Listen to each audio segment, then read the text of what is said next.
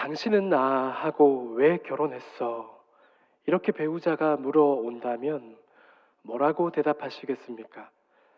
거꾸로 다시 물어보겠습니다. 내가 이렇게 물어보는 거죠. 당신은 왜 나하고 결혼했어? 그러자 배우자가 이렇게 대답하는 겁니다. 남들 다 하는 결혼이니까 그래서 결혼했어. 여러분은 어떤 마음이 드십니까? 유황불로 응수해주고 싶지 않나요?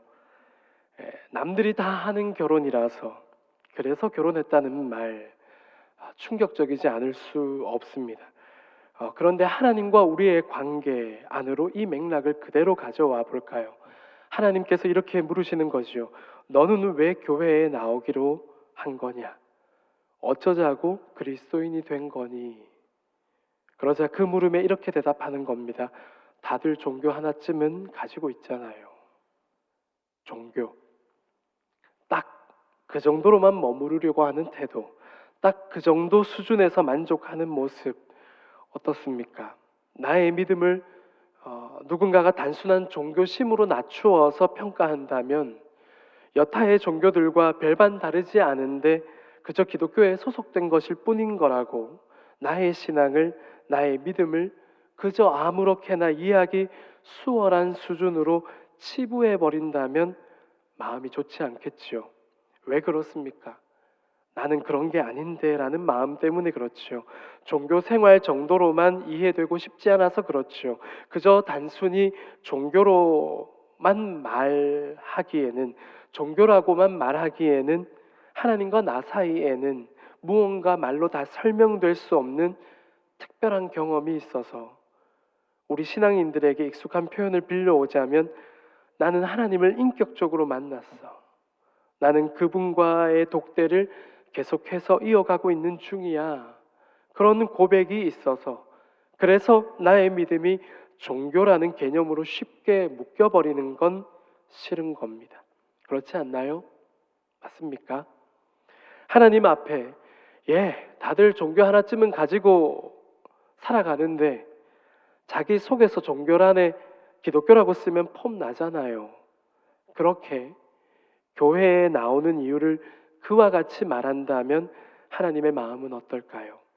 남들 다 하는 결혼이니까 그런 마음가짐으로는 결혼 생활이 건강하게 유지될 수가 없듯이 하나님과 그분의 자녀, 하나님과 우리의 관계가 아무 마음도 담겨 있지 않은 채 건강한 관계로 자리매김할 수는 없는 법이겠지요. 어떤 대답이 맞습니까? 온통 마음이 온통 당신에게 빼앗겨 버렸으니까 당신 말고는 아무도 눈에 들어오지 않는 마법 같은 일이 일어났거든. 이런 얘기 안 들어보셨나요? 그런 고백이 상실된 채 남들 다 하는 거라서 남들이 다 믿으니까 그런 대답은 적어도 사랑하는 이와의 관계에서 나올 수 없는 대답인 거지요. 그 대상이 내가 사랑하는 당사자라면 그럴 수가 없다는 겁니다. 하나님과 우리의 관계에서도 마찬가지인 셈입니다. 쉽고 간단하게 설명되는 개념으로 하나님과 우리 저마다의 관계를 말할 수는 없습니다. 그런데 가장 중요하다고 하는 바로 그 마음, 사랑하는 마음, 사랑하기에 그 대상을 존중하는 태도, 존중하기 때문에 그 대상 앞에서 그 대상을 향하여서 참되고 진실한 마음이 부디 전달되기를 바라는 자세, 그게 상실된 경우를 우리는 성경에서 보게 됩니다. 오늘 본문은 이렇게 시작됩니다. 기도하지 말아라. 하나님은 선지자 예레미야에게 그렇게 말씀하셨습니다. 기도하지 말아라. 그냥 무턱대고 그저 기도 자체를 하지 말라는 게 아니라 백성을 위해서 기도하지 말라고 하나님께서 말씀하십니다. 새 번역으로 본문의 첫 절인 16절 말씀을 보겠습니다. 그러므로 너 예레미야는 이 백성을 보살펴 달라고 기도하지 말아라. 너는 그들을 도와달라고 나에게 호소하거나 간구하지도 말고 나에게 조르지도 말아라. 나는 이제 너의 말을 들어주지 않을 것이다. 성도 여러분, 저는 이 말씀 구절을 읽는데 자꾸만 이렇게 다가왔습니다. 이놈, 아빠라고 부르지 마라. 하나님께서 이렇게까지 말씀하시게 된 데에는 어떤 사정이 있는 거겠습니까? 우리는 하나님께서 주신 계명을 크게 두 가지로 곧잘 이야기합니다. 먼저는 하나님 사랑입니다. 그리고 다음은 뭐지요? 그렇습니다. 이웃 사랑입니다. 하나님을 사랑하고 이웃을 사랑하라고 성경은 말씀합니다. 아이들이 부르는 찬양곡 중에도 그런 가사가 담겨 있는데요. 영유아 유치부 아이들에게 거룩이라는 개념을 어떻게 풀어서 들려줄 수 있을까? 그걸 고민한 끝에 찬양곡은 거룩을 다음과 같이 소개했는데요. 거룩은 하나님을 사랑하는 거예요.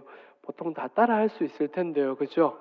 거룩은 하나님을 사랑하는 거예요.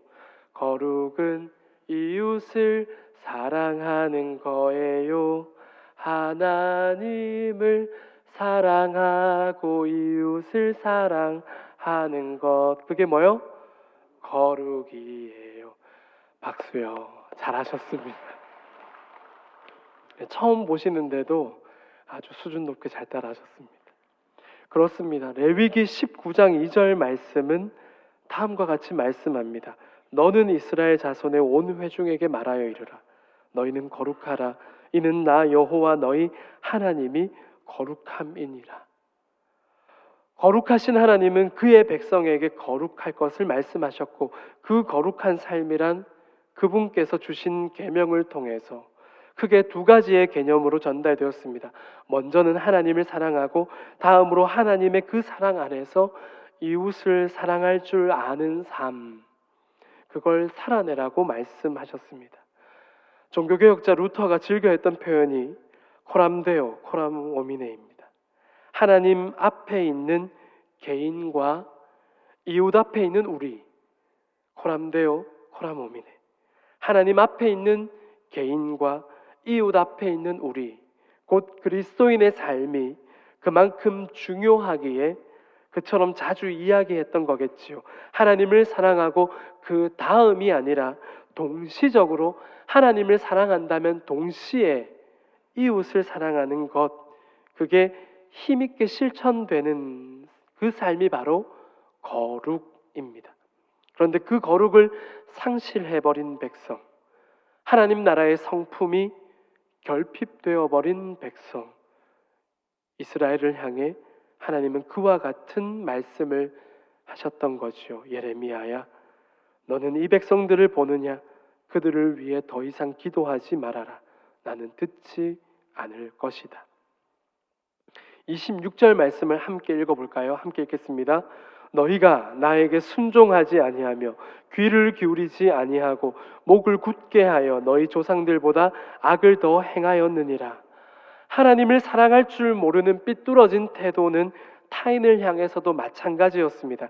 성경은 이스라엘 자손의 죄를 가리켜 가증한 죄라고 명시합니다. 가증한 죄는 다름이 아닌 우상 숭배를 가리킵니다. 우상 숭배는 다분히 다른 신을 섬겨서의 문제 정도로 멈추지 않습니다. 우상을 만들어 섬기게 된 인간의 본성은 끊임없는 탐욕에 기인합니다. 자기 욕심을 포기할 줄 몰라서 끝끝내 내 욕심을 한번 이루어 보겠다고, 내 욕심에 한번 도달해 보겠다고 만들어낸 결과물이 우상입니다. 물질에 파묻혀서 한번 잘 살아보겠다는 것, 자식 새끼 많이 낳겠다는 것. 성도 여러분, 요즘 같은 저출산 인구 소실 위기의 시대에 다산을 바라는 게 뭐가 잘못이냐고 생각되신다면 시대적인 맥락의 문제입니다. 저출산의 문제도 다분히 개인적인 삶의 만족도를 위해서 결혼도 출산도 미루거나 그 자체를 부정하려 드는 오늘날의 사회윤리적인 문제입니다. 그와 반대로 본문 당시의 그 시절에 다산을 바라는 그 마음의 저변에는 풍요를 이루겠다고 하는, 물질적인 풍요를 이루겠다는 욕심이 깔려 있었지요. 자식이 많으면 곧 일할 일꾼을 그만큼 확보하는 것이고, 그 숫자가 많은 만큼 수확하고 소출을 증대시킬 수 있다고 봤던 겁니다. 결국 물질의 풍요를 바라고 거기에서 영원한 안녕을 추구하려는 욕심이 그 아래에는 깔려 있었지요. 그런 욕심을 이루어 줄 거라고 이루어 주기를 바라는 그 열망으로 인해 인간의 손으로 만들어지고 인간이 그 이름을 붙여줘서 만들어진 게 우상입니다. 그러니 거짓 우상입니다. 물질 반응을 바라고 그걸 이루기 위해서는 어떤 방법이든 가리지 않고 그것이 불법을 자행하고 불의한 일이라고 해도 남의 삶을 망치고 비극으로 몰아간다고 해도 그런데도 어떻다는 겁니까? 옳다고 여기겠다는 겁니다. 그런 태도로 자꾸만 번져가는 겁니다. 결국 우상 숭배는 그와 같은 생명 존엄의 가치가 땅바닥으로 추락해버리는 문제와 맞물려 있었습니다. 그러니 다분히 다른 신을 섬긴다고 하는 단순한 문제를 뛰어넘어서서 인간 삶이 하나님의 창조하신 본래의 목적에서부터 벗어남으로 온통 그 삶이 무너지고 파괴되는 결과를 초래하게 되었지요. 거기에는 성적인 타락과 도덕적인 폐역이라고 하는 문제가 아주 절묘하게 뒤섞여 있었습니다. 하나님의 백성이 하나님을 아나무인격으로 취급했던 겁니다. 당신은 왜 나랑 결혼했어? 라며 신랑 되시는 하나님이 물어오시는데 그분의 신부된 당신의 백성이 내놓는다는 대답이 남들 다 하는 결혼이니까 딱 그 짝인 겁니다. 17절과 18절 말씀을 함께 읽어보겠습니다. 너는 그들이 유다 성읍들과 예루살렘 거리에서 행하는 일을 보지 못하느냐? 자식들은 나무를 줍고 아버지들은 불을 피우며 부녀들은 가루를 반죽하여 하늘의 여왕을 위하여 과자를 만들며 그들이 또 다른 신들에게 전제를 부음으로 나의 노를 일으키느니라. 18절 말씀을 계속 띄워주시면 좋겠습니다. 이스라엘 자손들이 하나님이 아닌 하늘의 여왕을 섬겼다고 했습니다. 그에게 제물을 바쳤다고 했습니다. 자식들은 땔감을 줍고 그렇게 준비된 땔감으로 아버지들은 불을 피웠으며 그 불에다가 어머니들은 하늘의 여왕에게 줄 빵을 만들려고 가루로 반죽을 했다고 했습니다. 노소를 막론하고 애나 어른이나 모두가 다 가족 구성원 전체가 다 우상 숭배가 큰 문제도 아니라는 듯이 문제될 게 없다라고 생각한 겁니다. 남들도 다 하는데 그러면서 하나님께도 섭섭지 않게 잘하고 있는데 뭘 그랬던 겁니다. 이스라엘 자손들이 숭배했다고 하는 하늘의 여왕은 누구일까요? 이제 내려주셔도 됩니다. 고대 문헌을 참고해 보게 될 때 학자들은 그 당시의 강대국이었던 아수르와 바벨론의 여신인 이슈타르를 가리키는 것으로 보인다는 견해입니다. 이슈타르라고 하는 여신은 고대 메소포타미아에서 가장 잘 알려진 여성 수호신으로 풍요와 다산의 여신입니다. 사랑하는 성도 여러분, 백성들의 죄는 다름이 아니었습니다. 하나님을 섬기면서 동시에 강대국의 여신인 이슈타르를 섬겼던 겁니다. 그렇게 하나님을 향한 신앙은 거짓된 우상을 겸하여 섬김으로 아무렇게나 뒤섞여 버리고 말았습니다. 여호와 하나님 한 분만을 섬기는 신앙이 여러 신을 겸하여 섬기는 다신 숭배의 형태로 전락하고 말았습니다. 저는 20년 전에 북인도 캘커타를 두 번에 걸쳐서 한 번은 열흘 다녀왔더니 이건 뭐 단기 선교라고 하기에도 민망할 초단기 선교라고 생각이 돼서 그 다음 해에 열심히 꼬박꼬박 돈을 모아서 한 달 정도를 그렇게 총 두 번 저는 북인도 캘커타를 다녀왔었습니다. 당시 인도 인구가 지금은 모르겠는데 그때 딸딸 외웠던 제 기본적인 인도에 대한 아주 한 줄의 개념 정리는 당시 인도 인구가 11억이었고 인도 사람들이 당시에 섬겼던 힌두 신의 숫자가 얼마였을까요? 3억 3천이었던 걸로 기억합니다. 별로 안 놀라시네요. 우리나라 인구보다 훨씬 뛰어넘는 숫자의 신이 있다라는 거에 전 많이 놀랐습니다. 집집마다 적게는 서너 개의 신을, 많게는 7, 8개의 신을, 그 신들의 초상을 벽에다가 나란히 붙여놓았던 모습들이 기억납니다. 그렇게 힌두 신들 사이에 낯익은 예수님의 초상도 떡하니 한 자리를 차지하고 있는 집들도 있었는데요. 같이 섬긴다는 겁니다. 되도록 여러 신들이 자기 집을 수호해주고 무병장수와 더 나아가서 다음 생애에 더 높은 카스트로 부유하게 태어나기를 바라는 마음이라고 말하는 인도 사람들의 모습이 기억납니다.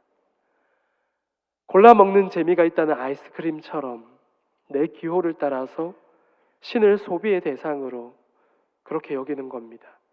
본문에서 선지자 예레미야가 지적하는 이스라엘의 죄가 그런 경우였습니다. 하나님을 그저 다른 거짓된 우상들 따위와 같은 존재로 낮추는 죄를 범했습니다. 인격적인 관계 안에서의 신앙이 아니라, 인격적인 관계 안에서의 신앙이 아니라 여타의 종교들 그 중에 하나로 전락시키고 만 것입니다. 이스라엘 자손은 우상 숭배의 목적과 별반 다르지 않은 형태로 하나님을 섬겼습니다. 신앙이 묻어난 삶이 아니라 종교 행위의 연속인 그런 활동에 지나지 않은 아주 우스운, 그저 푸닥거리 같은 걸 하고 나면 뭔가 마음이 개운해지거나 왠지 그런 걸 하고 나면 그저 내가 바라는 그 결과에 성큼 다가갈 것만 같은 내 기대하는 바에 내 만족, 내 노력, 그런 데에 마음을 더 기울이는 것이요. 그 만족에 젖어서 내가 바라는 결과에 가까워질 수 있다고 느끼는 그 형태의 하나님이란 존재도 기어이 거기에다가 끼워 넣고 만 것이죠. 하늘의 여왕이라고 불렸던 이슈타르 여신은 이스라엘 자손들, 그 중에서도 특히 여성들 사이에 널리 퍼져 있었다고 합니다. 성도 여러분, 바벨론에 의해서 이스라엘이 완전히 패망하기까지 그 사이사이에는 바벨론으로부터의 잦은 침략이 분명히 있었습니다. 그런 잦은 침략으로 인해 수없이 겪었던 약탈은 백성들의 삶을 당연히 위축되게 만들었을 것이요. 재난에 가까운 빈곤으로 결과가 찾아왔습니다. 그런 상황에서 백성들은 어리석은 선택을 붙잡고 만 것입니다. 강대국의 신을, 우리를 약탈하는 저 강대국의 신을 섬김으로써 약소국의 위치를 벗어나고자 했던 것이요. 하나님을 섬긴 결과가 지배당함과 빈곤으로 나타났으니 강대국 바벨론의 여신 이슈타르에게 제물을 바침으로써 바벨론이 누리는 풍요, 바벨론이 누리는 안전을 보장받고자 했던 겁니다. 이스라엘 자손들은 중요한 사실을 간과했습니다. 자신들이 당하는 재앙이 사실은 우상을 아무렇게나 하나님과 겸하여 섬겼던 자신들의 잘못으로 인한 하나님의 심판이라는 사실을 그들은 간과했습니다. 하늘의 여왕 이슈타르를 섬기는 그 관습은 오래되었습니다. 그런데 그걸 멈추었기 때문에 재난과 빈곤이 다시 찾아온 것이라고 여겼습니다. 남유다 왕들 가운데에는 그래도 좋은 평가를 받았던 왕들이 있었습니다. 북이스라엘은 완전 다 별로였는데, 완전 다 망가진 왕들밖에 없었는데, 그래도 남유다 왕들 중에는 절반 조금 못되는 왕들에게 그래도 이런 평가가 있었죠. 아합의 길로 가지 않고 다윗의 길로 걸었던 왕들이 좀 덜어 소개됩니다. 그들이 나라를 다스릴 때 우상을 몰아내는 정책들이 힘있게 진행되었겠지요. 그럴 때마다 이슈타르를 비롯한 여러 우상 숭배가 멈춰졌을 테고, 그런데 그걸 멈추었더니 재앙이 찾아왔다고 여긴 겁니다. 하늘의 여왕을 다시 잘 섬기면, 그렇게 비위를 잘 맞추면 모든 일이 잘 될 거라고 여겼습니다. 반대로 잘 섬기지 않으니 재앙이 시작된다라고 하는 이해가 짙게 깔려 있었습니다. 사랑하는 성도 여러분, 우리의 하나님은 제사를 원하는 하나님이신가요? 아닌가요? 이렇게 물으면 아닐 거라는 가능성이 크겠죠? 하나님은 제사를 원하는 하나님이신가요? 아닌가요? 네, 하나님은 분명 제사를 원하는 하나님이 아니라고 말씀하셨습니다. 하나님은 그렇다면 무엇을 원하십니까? 하나님은 무엇을 원하십니까? 하나님은 관계를 원하시는 하나님이지요. 힘으로 내리누르고 그 앞에 굴종하는 관계가 아니라 사랑을 기반으로 하며 신뢰를 근거로 삼는 관계. 하나님 당신과의 관계. 더 구체적으로 말한다면 하나님께서는 그 백성의 마음을 원하시지요. 그러니 성경은 증언합니다. 로마서 10장 10절 말씀입니다. 사람이 마음으로 믿어 의에 이르고, 뭐로 믿는다고요? 마음으로 믿어 머리로가 아닙니다. 마음으로 믿어 의에 이르고라고 했습니다. 사무엘상 15장 22절 말씀입니다. 순종이 제사보다 낫고 듣는 것이 순양의 기름보다 나으니. 호세아서 6장 6절은 말씀하고 있습니다. 함께 읽겠습니다. 나는 인애를 원하고 제사를 원하지 아니하며 번제보다 하나님을 아는 것을 원하노라. 아멘. 요한복음 4장에는 사마리아 수가성 여인과 예수님의 이야기, 대화가 나옵니다. 우물가의 여인으로 우리에게 친숙한 여인, 그 이야기입니다. 그날 우리 주님은 그 여인에게 물 한 그릇을 요청하셨는데 그 물 한 그릇을 얻어 잡수시기가 참 힘들었습니다. 물 한 사발만 주시오. 네, 드세요. 하면 끝났을 텐데 이 여인이 쉽게 주지 않았습니다. 물 한 그릇을 놓고 이런저런 언쟁이 오고 갔었지요. 결국 그날 주님은 물을 못 얻어 드셨습니다. 왜냐하면 그리스도라 하는 분을 만났다라는 그 사실에 놀라움과 기쁨으로 그만 물동이를 어떻게 했습니까? 내동댕이 쳤죠. 그래서 물 못 얻어 드셨습니다. 물동이를 그만 던져버렸기 때문입니다. 물 한 그릇을 요청하며 시작된 대화가 왜 나한테 물 달라고 하는데요? 당신은 유대 사람으로 사마리아 여인인 나에게 그것도 물을 달라 하냐고? 괜히 물 한 사발 줬으면 끝났을 대화가 싫은데요? 이렇게 했더니 우리 주님도 지지 않고 남편을 데려와라.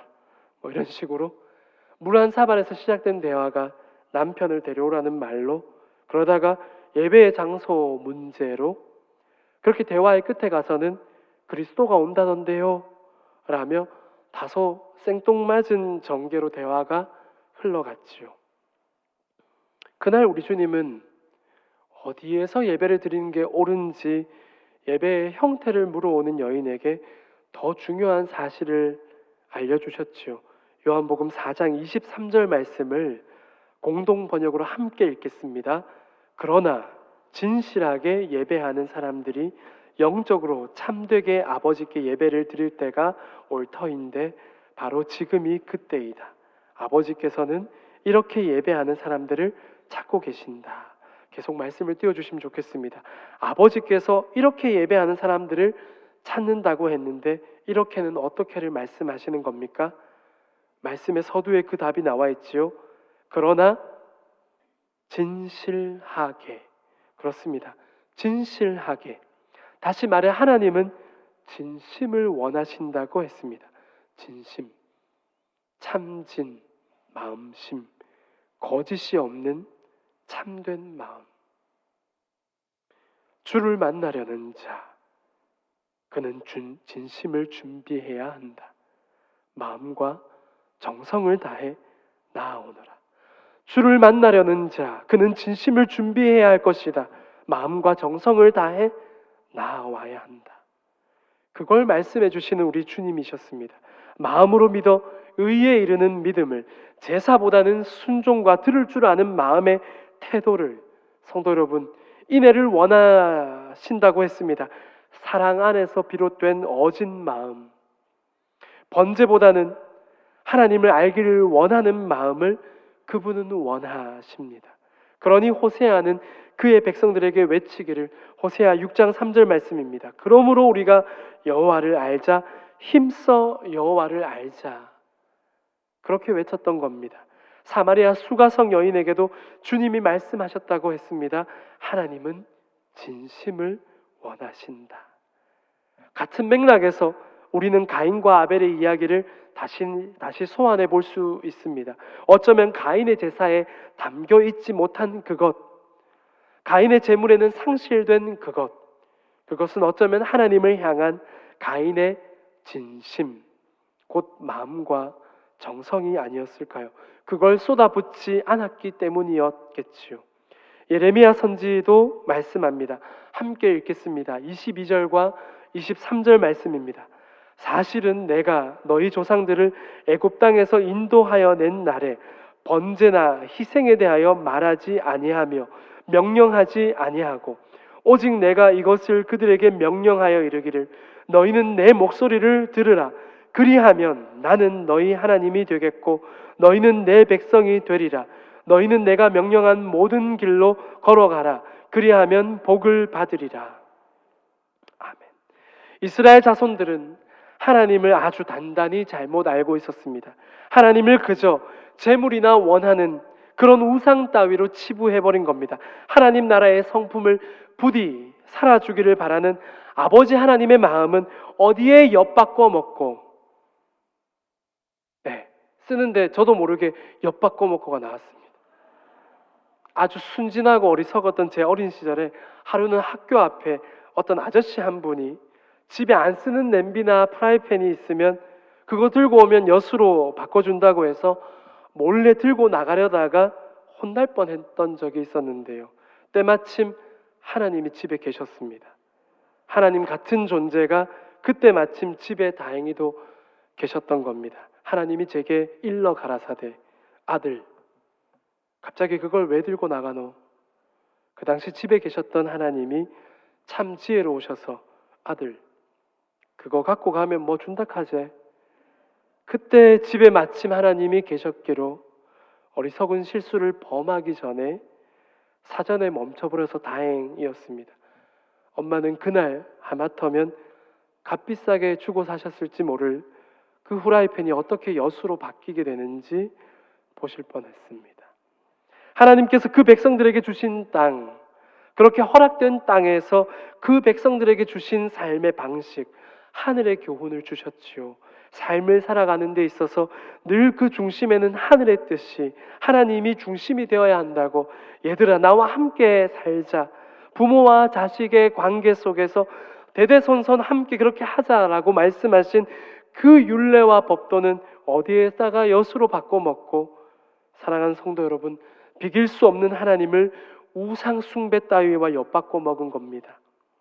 재물과 헌신으로 하나님의 진노를 가라앉힐 수 있을 거라는 생각, 비위를 잘 맞추면 모든 일이 잘 될 거라는 어리석은 생각을 붙잡았습니다. 신앙의 목적이 변질되고 만 겁니다. 23절 말씀을 다시 볼까요? 그리하면 뒤로부터 함께 읽도록 하겠습니다. 나는 너희의 하나님이 되겠고 너희는 내 백성이 되리라. 너희는 내가 명령한 모든 길로 걸어가라. 그리하면 복을 받으리라 하였으나, 성도 여러분, 복 받으려면 내가 말한 대로 그렇게 살아라, 그렇게 살아야 복 받을 줄 알아라, 그런 말씀이 아닙니다. 그렇게 산다면, 내가 일러준 대로 그렇게 살아간다면 그 삶을 살아가는 동안에 내가 말한 복이라는 게 과연 무엇인지 깨달아 알게 될 것이라고 말씀하시는 겁니다. 성도 여러분, 말씀을 맺겠습니다. 보이는 것조차 의심하는 오늘날, 보이는 것조차도 의심하는 오늘날, 만질 수 없는 존재를 믿지 못하고 돈으로 환산되지 않는 가치를 인정조차 하지 않는 이 시대에 보이지 않는 하나님 나라를 증거하고 그 나라가 반드시 이루어짐을 세상에 전한다는 것은 쉬운 일이 아닙니다. 그러나 우리는 실천할 수 있어야 합니다. 성경을 통해 말씀이 들려주는 대로 살고 믿는 바 그대로를 살 수 있어야 합니다. 신앙보다 신앙의 삶을, 경건보다 경건의 삶을, 기도보다 기도의 삶을 살아야 합니다. 다시 한번 말씀드립니다. 신앙보다 신앙의 삶을, 경건보다 경건의 삶을, 기도보다 기도의 삶을 살아야 합니다. 그분의 백성으로 살아가는 건 그런 삶이겠지요. 하나님과 다른 무언가를 겸하여 섬기지 않고 하나님 한 분만을 참되고 살아계셔서 우리 삶 가운데 놀랍도록 역사하심을 믿으며 그 믿는 바 그대로를 살아간다면 성도 여러분, 맛을 내고 빛을 발하는 교회로 하늘나라에까지 우리 대구제일교회가 소문이 날 줄 믿습니다. 맛을 내고 빛을 발하는 교회, 그렇게 살아가기를 또 한 번 결단하는 우리 모두가 될 수 있기를 주님의 이름으로 축원합니다. 기도하겠습니다. 하나님 아버지, 주신 말씀을 오늘 다시 한 번 더 마음에 새깁니다. 하나님, 우리 안에 저마다 십자가의 흔적이 있습니다. 그 흔적이 지워지지 않고 감추어지지 않고 우리 삶 속에서 빛을 발하게 하여 주옵소서.